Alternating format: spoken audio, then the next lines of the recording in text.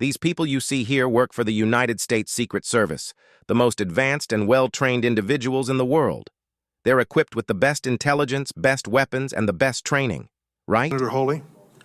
Thank you, Mr. Chairman. Director Rowe, can you put your first poster, your first demonstrative back up? Please put A up, please. Let's make sure everybody can see it. This is the photograph, I believe, that you took, your team took of the roof, the AGR roof. Yeah, that's the one. Okay, so from this vantage point, as the law enforcement who are in those windows, as they look left, they should be able to see the shooter clearly there on the AGR second floor roof. My question is, why is there not a Secret Service counter sniper on that roof? You're telling me that the most well-trained Secret Service in the world forgot about this building? To be included in their security parameter, their security detail? I mean, look at the entire map of the rally. These are the only group of buildings in the area that needed security. Why was security so lax that day?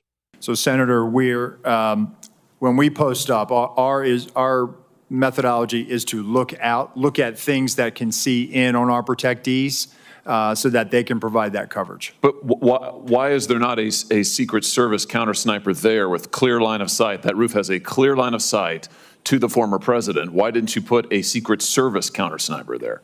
The Secret Service's counter sniper role is to neutralize those threats that are looking in on us from where the protectee is, not necessarily you think maybe you might want to revise that protocol in light of what happened here?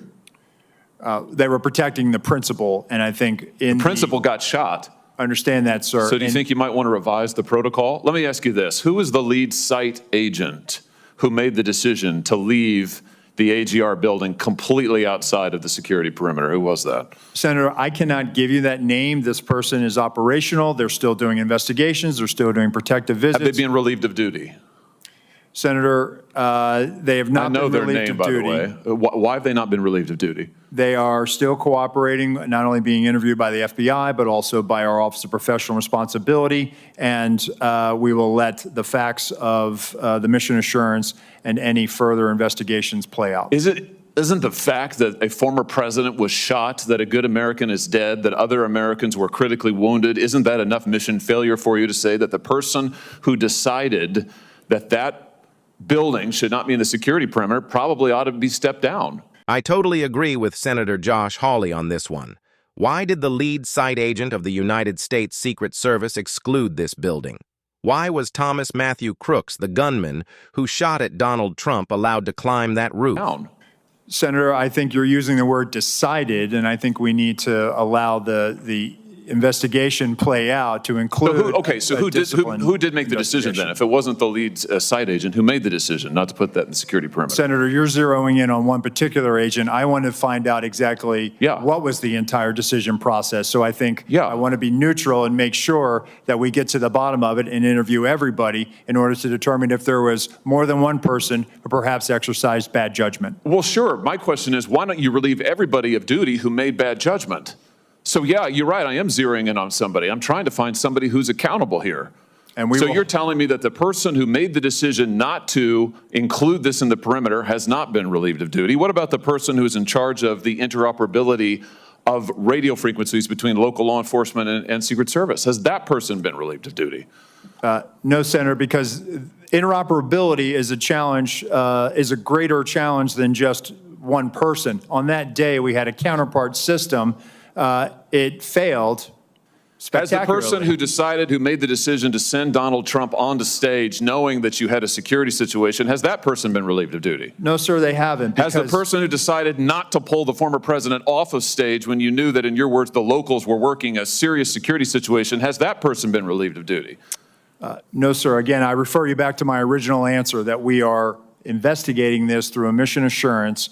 And as opposed to zeroing in on one, what more do you need to investigate to know exactly what the decision-making process was? What more do you need to investigate to know that there were critical enough failures that some individuals ought to be held accountable? I mean, what more do you need to know? What I need to know is exactly what happened, and I need my investigators to do their job. And I cannot. A lot of people didn't do their jobs. I cannot put my thumb on the scale, otherwise. What do you mean put your thumb on the scale? You're asking me, Senator, to completely make a rush to judgment about somebody failing. I acknowledge This was a failure of the Secret Service. Is it not prima facie that somebody has failed? A former president was shot. I had to look this one up, but Josh Hawley is saying prima facie, which means at first face, or at first sight, or at first appearance. Why wasn't anything done from the get-go, should I say? Sir, this could have been our Texas school book depository. I have lost sleep over that for the last 17 days, just like you have. Somebody to hold them accountable. I will tell you, Senator, that I will not rush to judgment, that people will be held accountable, and I will do so with integrity and not rush to judgment and put people unfairly persecuted.